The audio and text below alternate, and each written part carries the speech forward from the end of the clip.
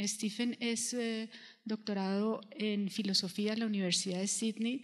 Ha sido autor de varias obras, especialmente del arte de lo sublime hacia una estética del futuro, el arte como una máquina abstracta, la ontología y la estética en la obra de Deleuze y Guattari, y ha sido también coeditor con O'Sullivan de Deleuze y Guattari la producción del nuevo continuo. Para hoy él nos va a presentar esta magnífica conferencia que él decidió llamar El nuevo brutalismo hacia una estética del futuro. Entonces demos la bienvenida a Stephen Sebke.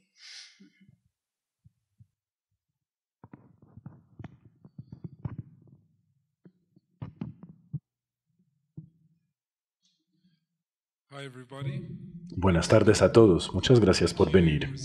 Gracias, Rosario y la Universidad Nacional, por esta invitación tan generosa.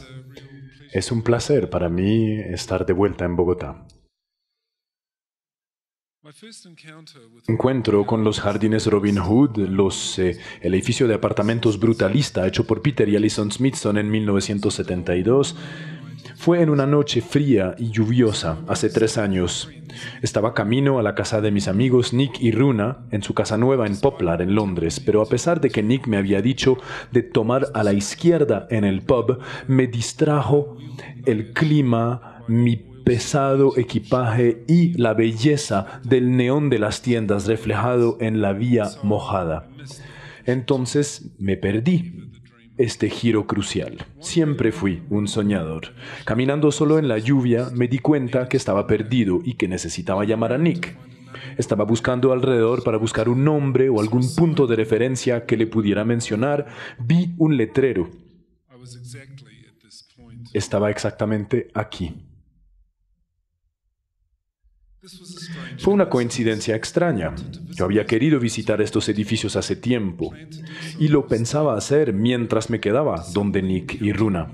Pero de repente encontrarlo así, que se impongan a mí de una manera un poco asustadora, me dejó estupefacto. Fue como una aparición nocturna que salía de su ambiente urbano. De hecho, similar a mi entusiasmo por la arquitectura, sin planear, sin invitación, pero con una ingenuidad fresca y algo de extrañeza.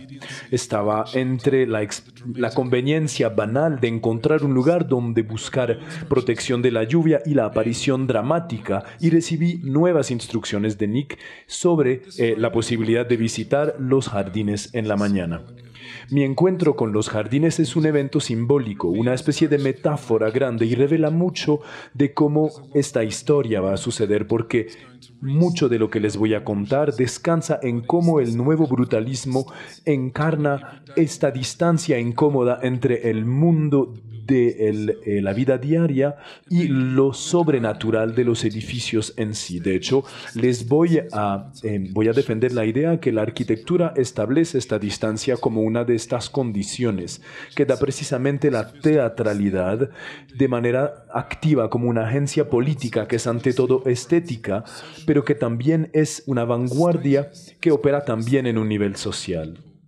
Este estatus, tanto estético como político, será otro de mis temas de hoy, ya que les diré que a veces esta combinación incómoda es precisamente el aspecto esencial del nuevo brutalismo. Los jardines Robin Hood surgen, perturban y a veces incluso rechazan con rabia su contexto, ofrecen una ruptura visual, una ofensa deliberada a las expectativas sentimentales y los clichés sobre la clase obrera y los alojamientos y vivienda de la clase obrera, que son a veces lanzados como crítica contra el brutalismo.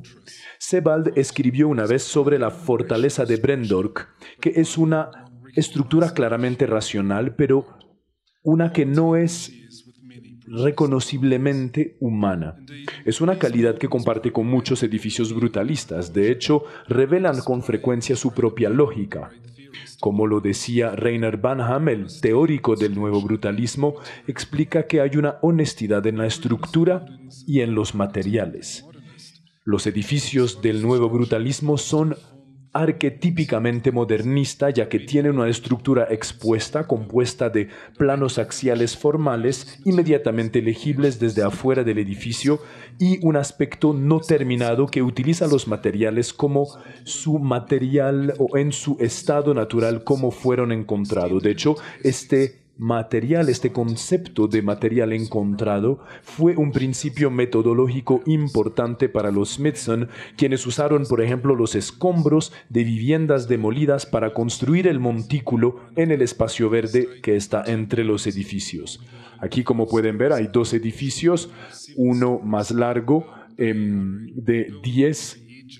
uno más corto, de 10 pisos y uno más corto de 7 pisos. Y en la mitad es un espacio verde que es compuesto, como lo veremos, de una especie de montículo de tierra. Estos edificios pueden parecer lógicos y uno puede discernir su construcción interna, su sistema de construcción en su forma, pero en realidad son raramente simpáticos, al menos no conforme a ninguna emoción que nos pueda llegar a la mente fácilmente. No tratan de integrarse o de congraciarse, sino más bien le dan la espalda a su ambiente, a las expectativas, y construyen sobre su realidad oscura, disfrutan de su dificultad. Esa difícil realidad es de algún lado terrorífica, como lo dice Sebald sobre el fuerte de Brendor, que es una encarnación monolítica y monstruosa de la fealdad y de la violencia brutal. Pero al mismo tiempo los edificios del nuevo brutalismo, como por ejemplo los jardines de Robin Hood, son optimistas, casi utópicos, no solamente por su determinación de insertarse o de insertar una extrañeza arcaica y monolítico en la vida urbana, sino en su forma de conectarse con este bastión muy antiguo relacionado con la esperanza de un mejor futuro para las clases obreras. Este es el contexto político del nuevo brutalismo en la Inglaterra de la posguerra, es decir, los diversos gobiernos laboristas, empezando por el de Clement Attlee, quienes buscaron recompensar a los pobres de Inglaterra por su valentía durante la guerra por medio de grandes mejoras en el alojamiento público y un sistema de seguridad social integral. La primera frase del libro monumental de Elaine Harwood, que se llama Space, Hope and Brutalism, elogia a estas políticas socialistas utópicas. Es un libro, como escribe, sobre la reconstrucción de Inglaterra después de la Segunda Guerra Mundial, cuando los arquitectos trataron de crear mejores condiciones de vida y condiciones de trabajo para todos, un mejor ambiente educativo y un apoyo a las artes. El país fue transformado, se tuvieron mayores oportunidades y también una afluencia mayor para encontrar su expresión no solamente en la gente, pero también en la arquitectura y el paisaje. Cierro comillas. El gobierno laborista elegido después de la guerra introdujo el cuerpo de reformas más ambicioso jamás visto en el Reino Unido, legislando sobre alojamiento social y también la planificación de la ciudad. Crearon el Servicio Nacional de Salud, nacionalizaron las empresas de carbono, de generación de energía, las industrias de transporte, junto con el Banco de Inglaterra, el cable y el telegrama. Aquí pueden ver este montículo verde entre los dos edificios. Esto es el edificio más grande de los dos visto a través de los árboles. Este espacio verde es un eco al diseño Hof del alojamiento de la vivienda social muy conocida que existe en Viena, donde los bloques residenciales fueron empujados hacia los bordes del sitio y enmarcan una zona verde protegida del ruido y de las calles de afuera para el disfrute de los residentes. Aquí pueden ver el diseño con el espacio verde en la mitad y con este montículo. Los Smithsons originalmente quisieron que este montículo fuera solamente cubierto de pasto y que fuera una especie de referencia estética abstracta al land art o a las estructuras muy básicas neolíticas. Esta es una imagen de este montículo. Mientras ese espacio verde buscaba ser un espacio de meditación para los adultos y un espacio para juegos para los niños, más importantemente, como estos edificios tenían aspiraciones socialistas, buscaban proveerle alojamiento y vivienda respetable a la clase obrera, utilizando materiales modernos y también una tecnología constructiva moderna. Bertolt Lubetkin fue tal vez el más activo de los nuevos brutalistas y los arquitectos de nuevo brutalismo al adoptar este conjunto de socialismo municipal junto con una vanguardia un poco desvergonzada, diciendo que la arquitectura tenía que caminar codo con el proletariado, con el fin de crear una especie de Eldorado para las clases obreras. Dijo que nada es suficientemente bueno o nada es demasiado bueno, para la gente ordinaria. Una frase que fue tomada como un eslogan por el movimiento laborista de la posguerra.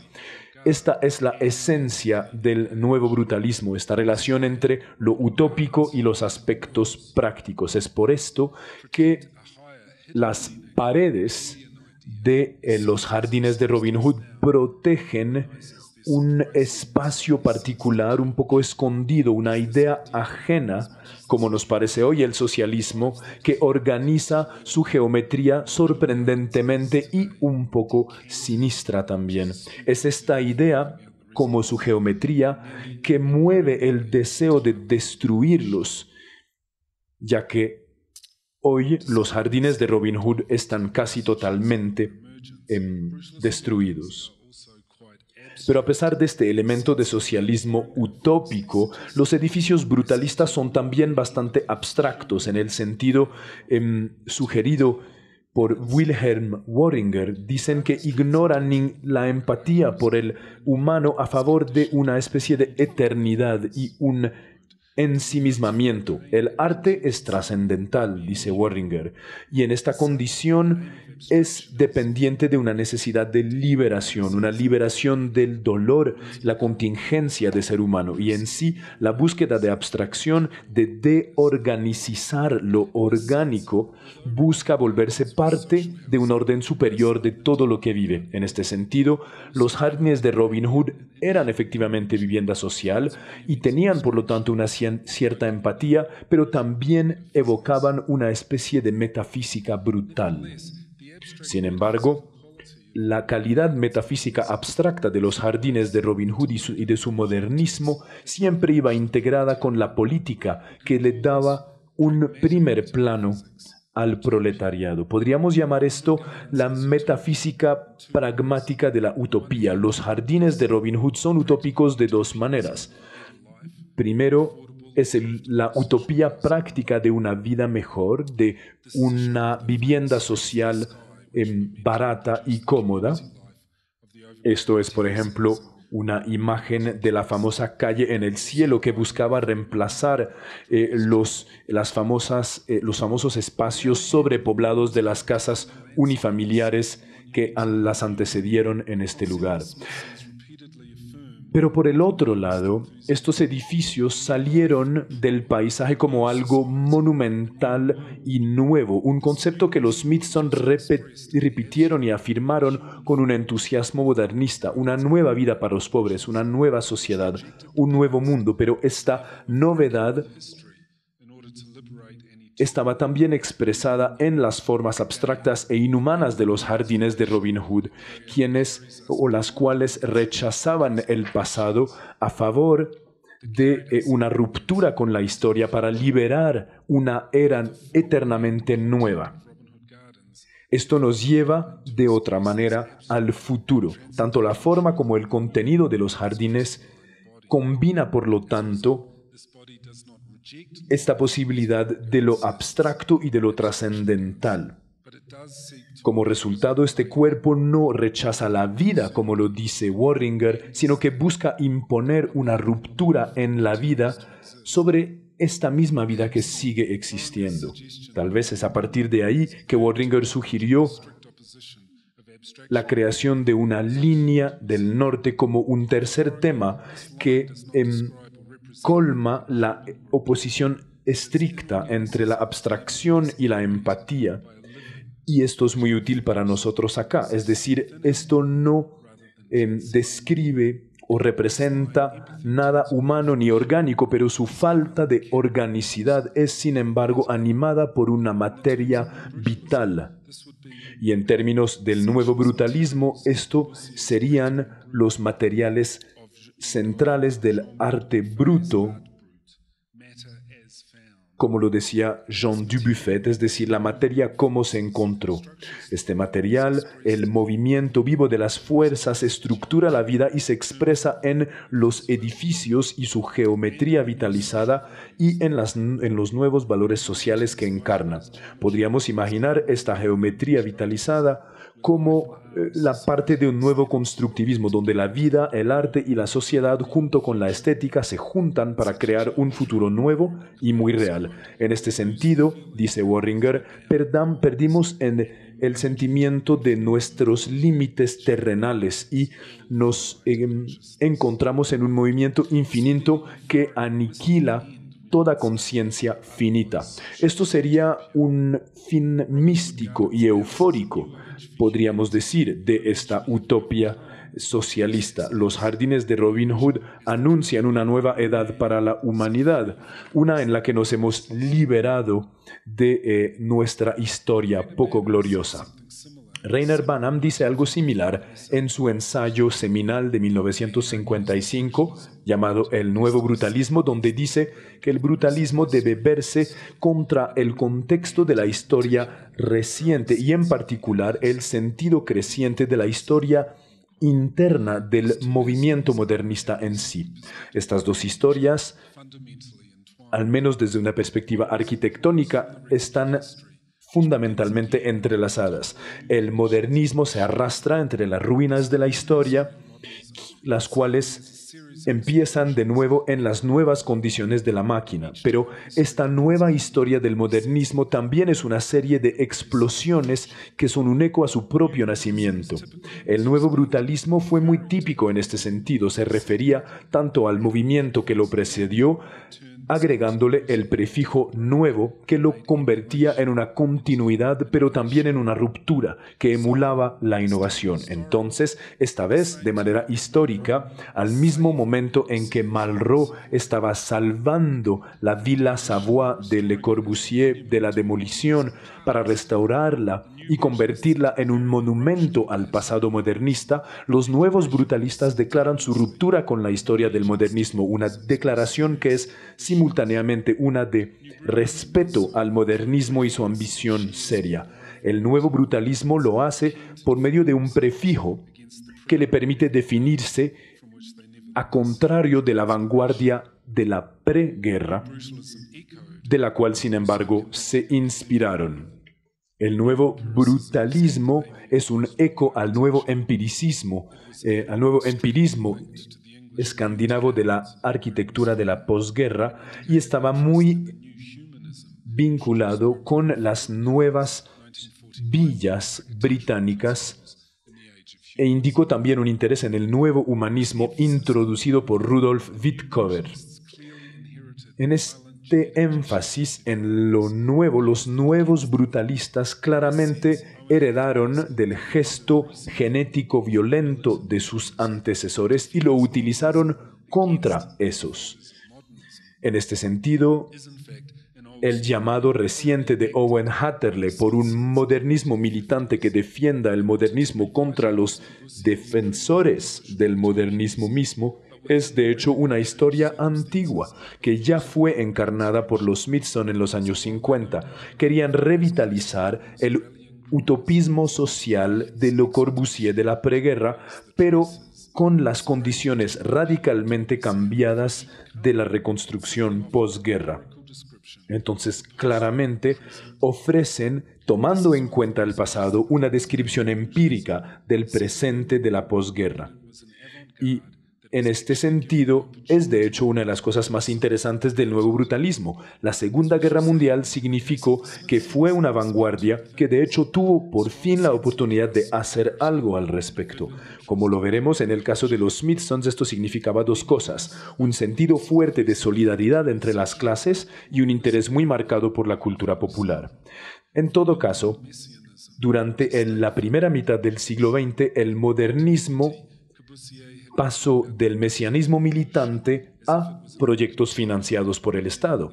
En 1920, Le Corbusier escribió sobre la revolución industrial como algo que es una evolución devastadora, brutal, que ha quemado los puentes que nos conectan con el pasado. Cierro comillas. 43 años después, el discurso de inauguración de Nehru en el Chandigarh de Le Corbusier retuvo el entusiasmo modernista de escapar del pasado. Chandigarh, decía, es la primera expresión de nuestro genio creativo que florece sobre nuestra libertad recientemente adquirida, sin estar bloqueada por las tradiciones del pasado y superando los obstáculos de las ciudades y las tradiciones viejas. Cierro comillas. Las bombas dieron vida a las flores, y es tanto un terror y un placer que sigan llegando. Como una nueva forma de historia, el modernismo estaba tanto alejado del pasado y proyectado en un futuro utópico por la máquina que era su condición. Fue ese modernismo heroico que los Smithson trataron de posicionar a través del nuevo brutalismo. Esta posición fue, como dijeron, un bordado en el canvas ofrecido por el periodo heroico del movimiento moderno, y la aguja del bordado parecía alejarse del canvas y regresaba siempre, marcando en el aire la consideración de nuestra herencia.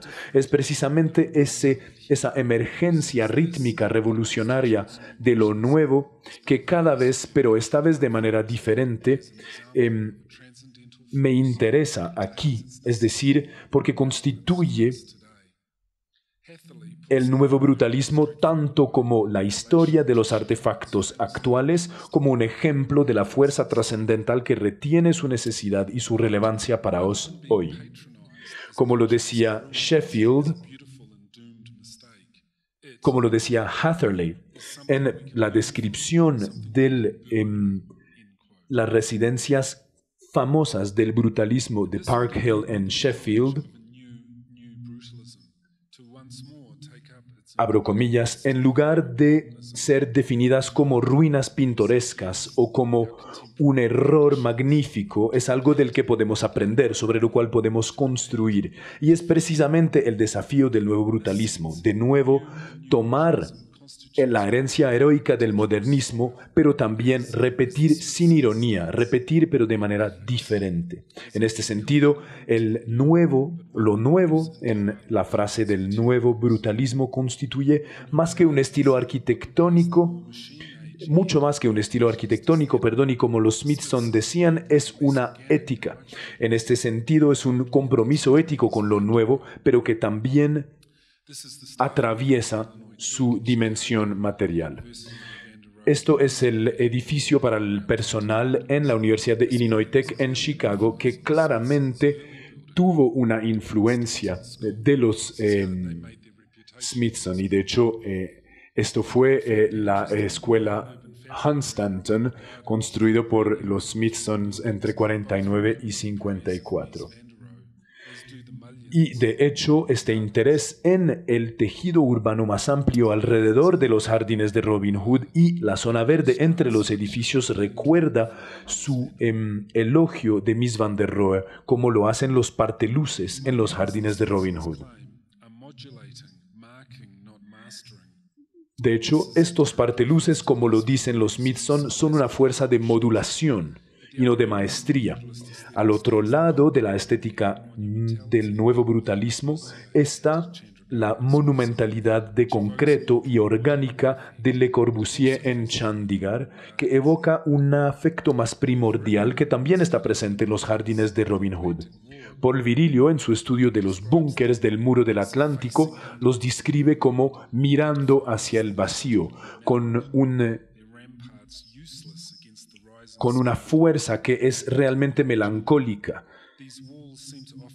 Estos muros ofrecen una visibilidad alta, pero una seguridad muy baja y de baja tecnología que es casi prehistórica.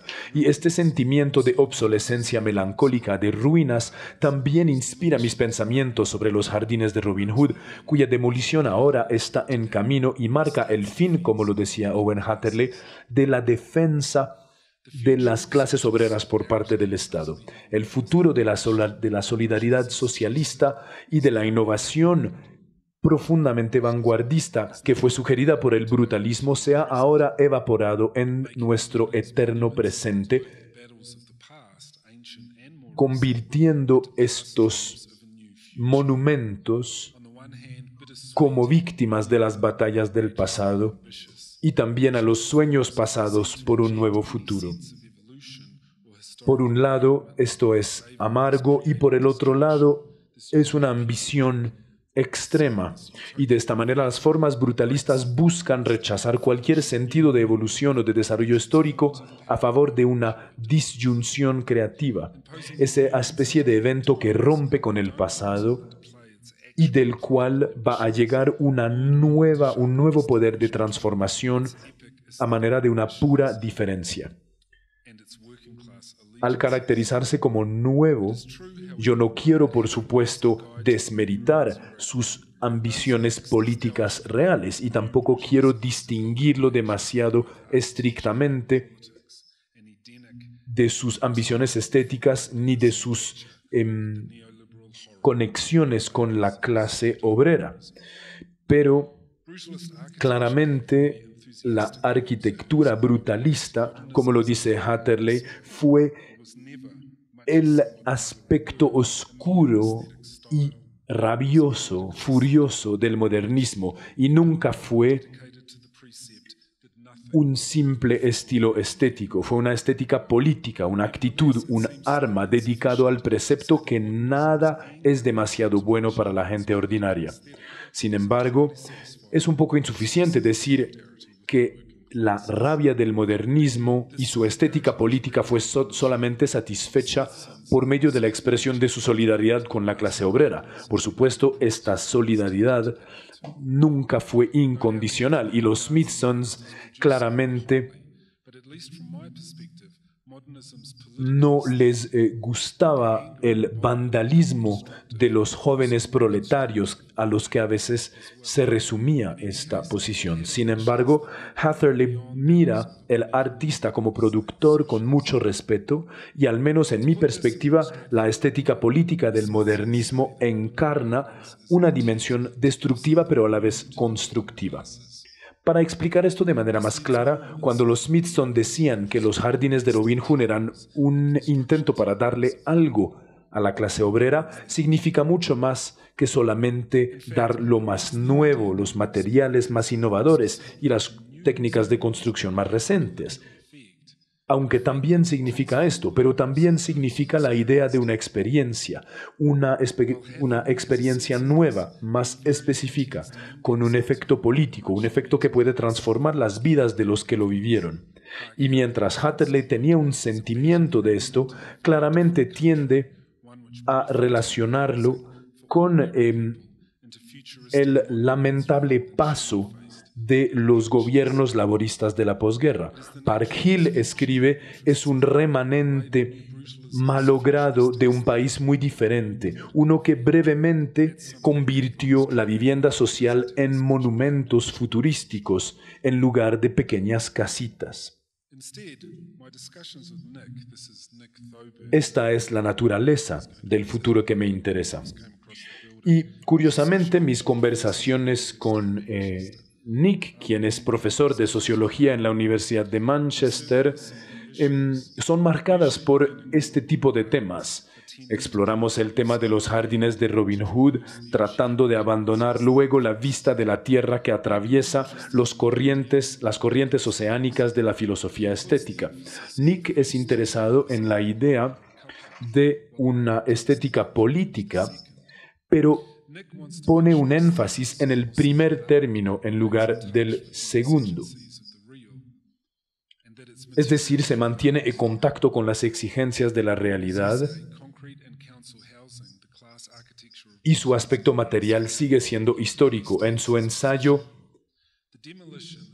El hormigón y la vivienda social, la arquitectura de clase en el brutalismo, explica esta posición de manera muy clara. La demolición de los jardines de Robin Hood es un problema social porque es un rechazo masivo de las clases obreras frente a la expansión del distrito financiero de Londres, y también es estética porque esta limpieza de clases avanza con máscara y es una fuerza lenta que finalmente redefine la ciudad y que busca alejar las monstruosidades de hormigón. Nick desea recuperar el concepto de arquitectura de clase que funciona contra el discurso de disgusto con el que generalmente se condena a los edificios brutalistas y también el discurso de la clase media que busca defender una especie de brutalismo despolitizado como el último entusiasmo a la moda de los hipsters. Esto significa comprender los jardines de Robin Hood como una modulación de las clases, como una crisis, la clase como una condición inestable. Encarna para él la eminencia de las relaciones sociales, entendidas como una forma estética. Para Nick, estos edificios expresan el conflicto entre las clases y estas fortalezas extrañas encarnan una melancolía que ahora rechaza los valores de las clases hegemónicas. Mi propia posición tiene mucho que ver con la de Nick, pero yo no veo la naturaleza conflictiva de estos edificios como algo totalmente inmanente a los procesos sociales de alrededor. Esta es la versión de Nick de la teoría de la comunización, donde la no identidad de las clases significa la negación del capitalismo existente y de sus formas de explotación. Para mí, el aspecto de la negación le da demasiado poder al presente y prefiero una comprensión más estética de la forma del edificio como un monumento que muestra lo que está por venir y que se queda sin determinar en el presente. Yo no dudo de las palabras de Nick, pero sin embargo tengo prioridades diferentes. Me interesa el entusiasmo modernista por las rupturas radicales y la emergencia de lo no determinado como fuerza política. Como resultado de esto, me interesa la estética como un ámbito en el que lo aleatorio puede emerger como condición política. El crítico Paul Virilio abrió esta línea de pensamiento en su libro Bunker Archaeology, su estudio sobre los búnkers de concreto construidos por los nazis sobre la costa norte de Bélgica. Hemos visto algunos ejemplos. Virilio enfatiza la oposición dialéctica de esos búnkers y sus ambientes urbanos.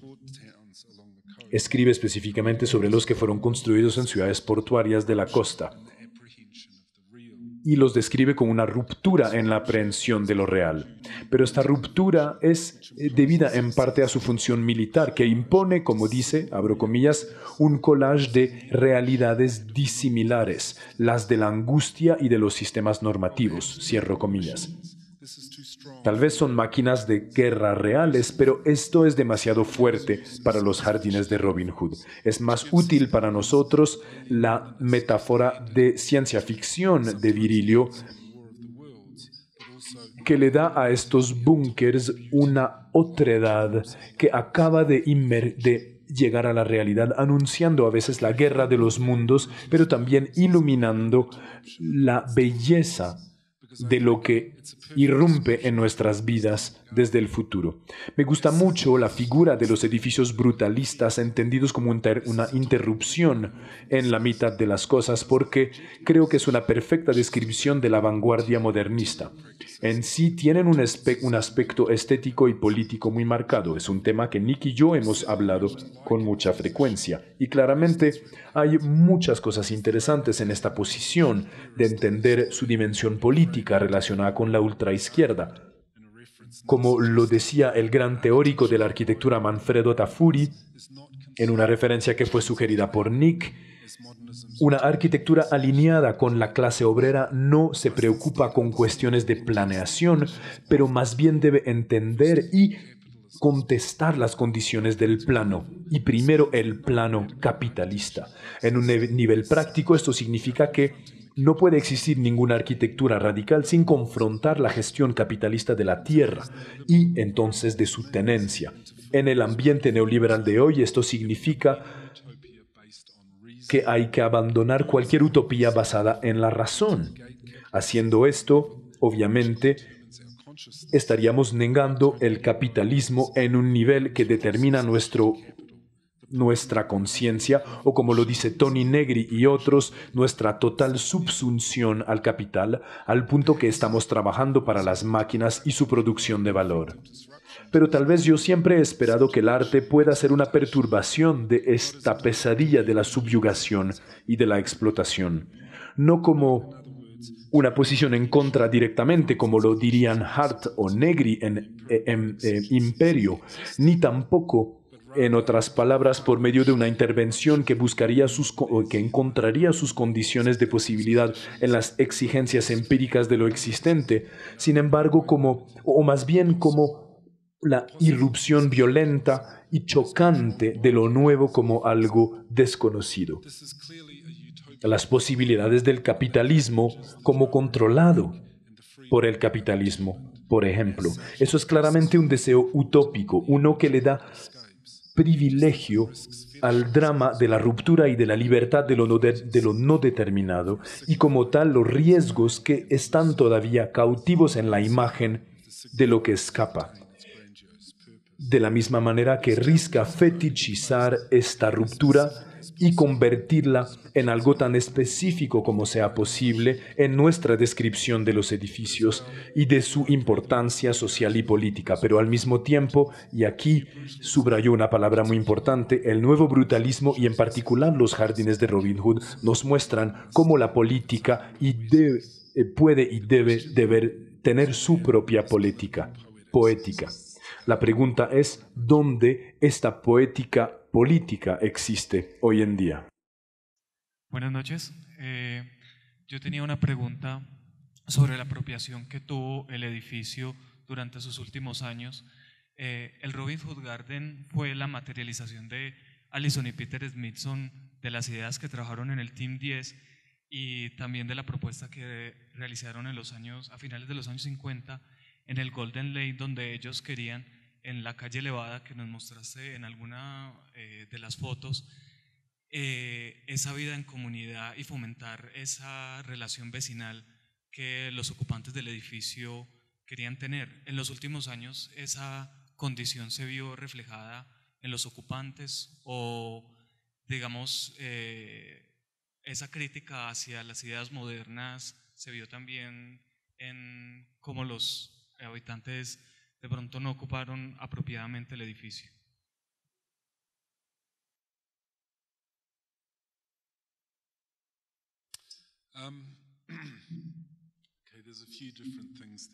Bueno, hay varias cosas en su pregunta. Yo he mencionado que los Smithsons estaban en contra del vandalismo, esto lo he dicho, y hubo mucho debate sobre la naturaleza real de la solidaridad de los Smithsons con la clase obrera, porque claramente ellos no venían de esa clase, y hay una película muy famosa que se puede ver en YouTube donde los Smithsons hablan de los jardines de Robin Hood. Y una de las cosas sobre las cuales se quejan es el hecho que la clase obrera no respeta los edificios que fueron construidos para ella. Entonces sí, es obviamente un tema. Luego, sobre lo que sucedió después, es tal vez que una de las estrategias que el gobierno utiliza para destruir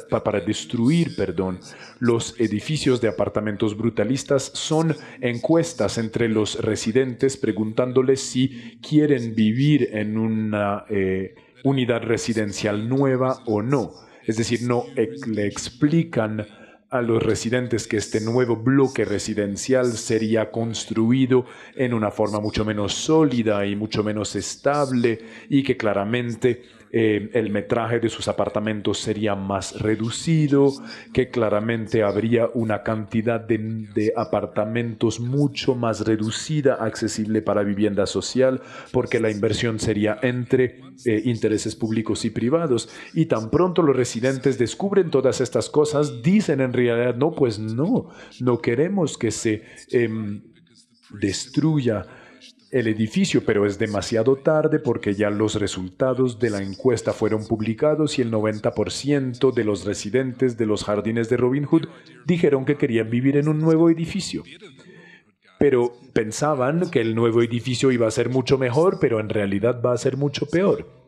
Entonces, esta es una polémica constante y una técnica de publicidad utilizada por el gobierno para darle a la prensa la idea que los residentes no quieren el edificio realmente, no les gusta.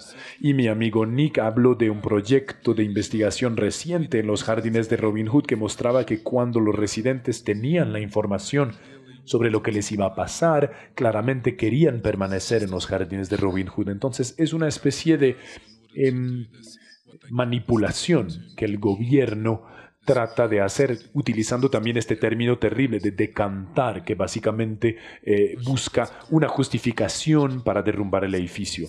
Yo no sé si esto sea una buena respuesta a su pregunta, pero son asuntos muy emotivos, obviamente.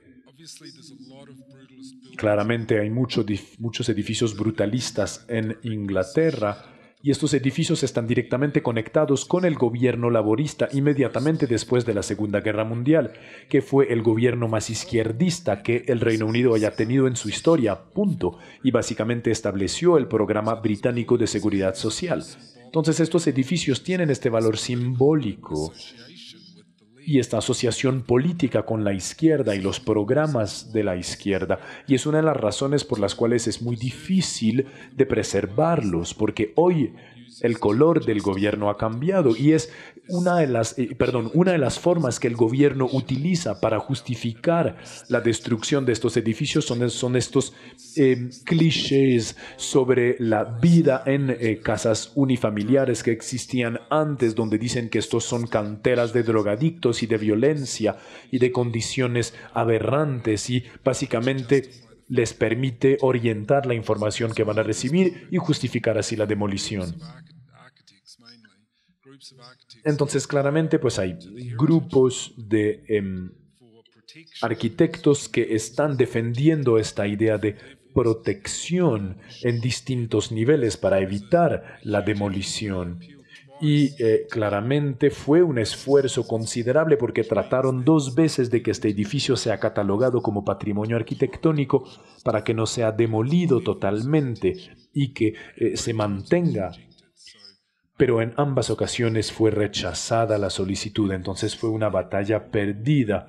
Y claramente es algo que está sucediendo cada vez más. Estos edificios brutalistas hermosos están siendo destruidos en todo el Reino Unido. Gracias, Stephen, por tu conferencia. Me encantó, la verdad, increíble. Quería preguntarte un poco por el cruce entre lo espacial y lo temporal. Un poco en la conferencia por momentos se sugería ese cruce y en las respuestas que diste me pareció entender mejor como el cruce que estás tratando también de pensar entre lo espacial y lo temporal. Y tengo una pregunta con respecto al modernismo, porque hay una manera muy típica de leer el modernismo como lo que quiere romper simplemente con el pasado para hacer posible un futuro, pero en la manera en que tú lo lees se ve algo distinto, ¿no? Una manera mucho más conflictiva de pensar el proyecto modernista, en donde hay como una visión de presente que hace releer también el pasado para pensar desde ahí otros futuros posibles. Mientras que en el mundo neoliberal sí es muy fuerte como el ansia de hacer valer un futuro que arrasa cualquier visión posible de un cruce entre el presente, el pasado y el futuro. Entonces me parece interesante también pensar ese cruce de temporalidades y digamos cómo relees el modernismo en contraste con más bien la temporalidad aplanada del neoliberalismo, ¿no? Con esta compulsión a un futuro que se impone como lo que debe ser, ¿no?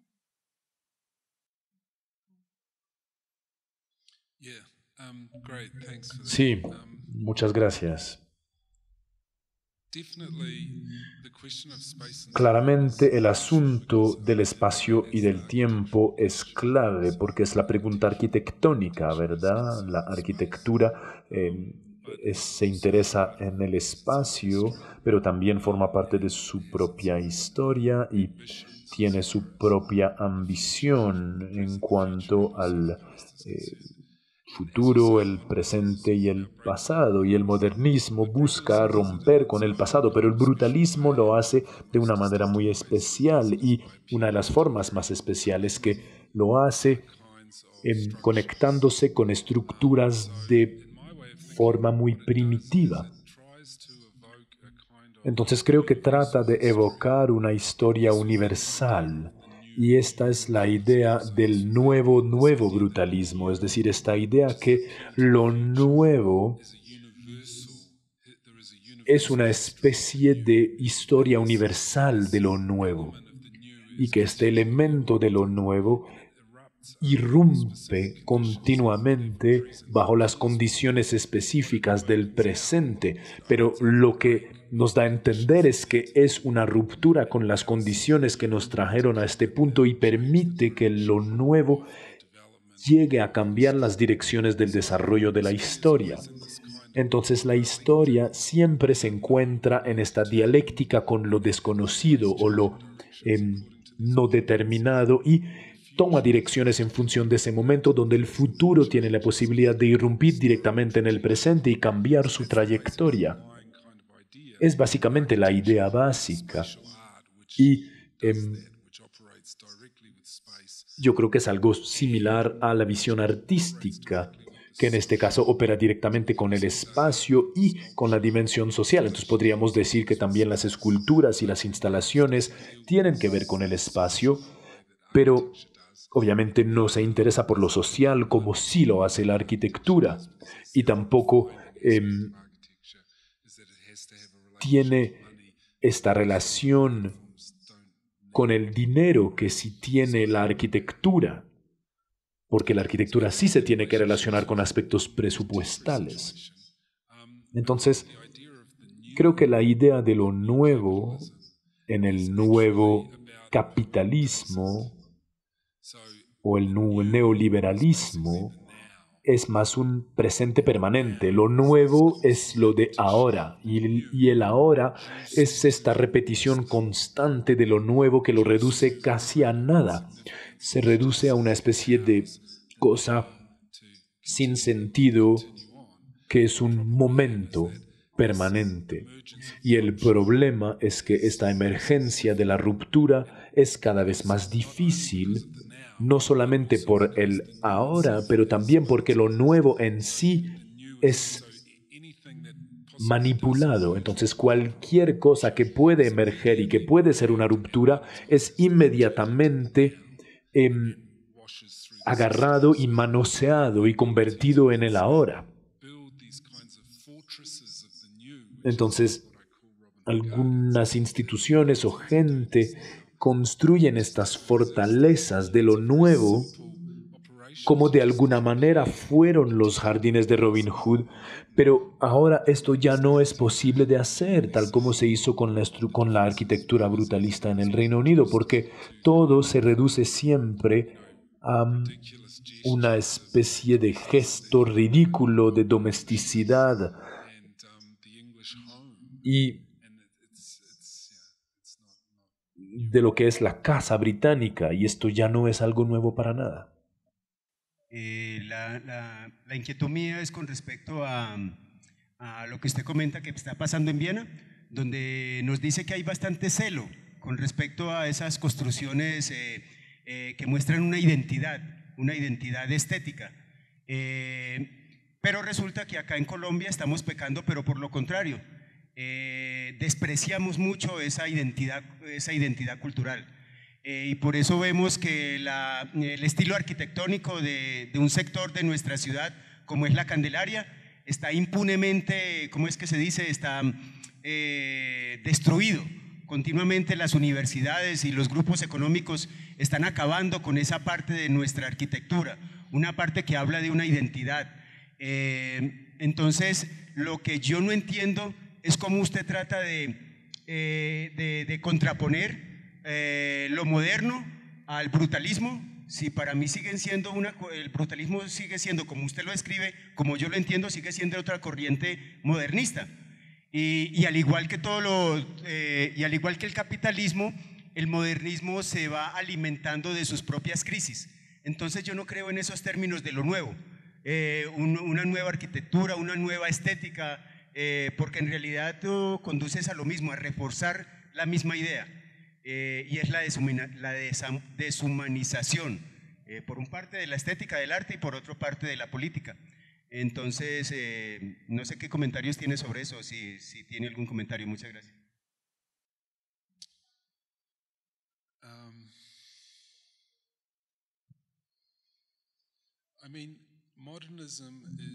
El modernismo es un estilo arquitectónico histórico. Entonces, querer proteger el modernismo no es muy diferente de querer proteger la arquitectura colonial de la Candelaria. Para mí es lo mismo. El asunto no es solamente de proteger lo antiguo. Se trata de proteger nuestro patrimonio, porque nuestro patrimonio se compone de todas las partes valiosas del pasado. Entonces, la basura es basura. Se puede botar, no importa que tenga 200 años de historia. Si es basura, no se trata de salvar cosas solamente por salvarlas. Es como, no sé, una especie de ático lleno de objetos sin sentido que uno quiere preservar solamente por preservarlos. Tampoco se trata de esto. Estoy de acuerdo con la necesidad de salvar el patrimonio, por esto me entristece tanto que los jardines Robin Hood estén siendo demolidos, pero yo creo que el valor de la protección no es solamente por su valor estético como objeto que cualquiera puede reconocer, pero también porque contiene un experimento social muy valioso que está en peligro de destrucción, pero no solamente de destrucción, sino de ridiculización y de dar la impresión que esto fue un fracaso, una estupidez.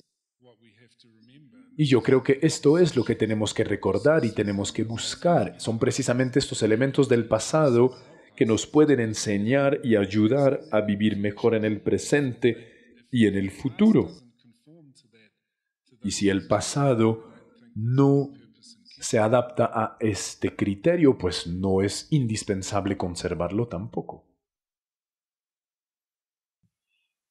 Los edificios que construyó la Unión Soviética en Alemania Oriental, aún en Berlín, también son moles así. ¿Eso también es arquitectura brutalista?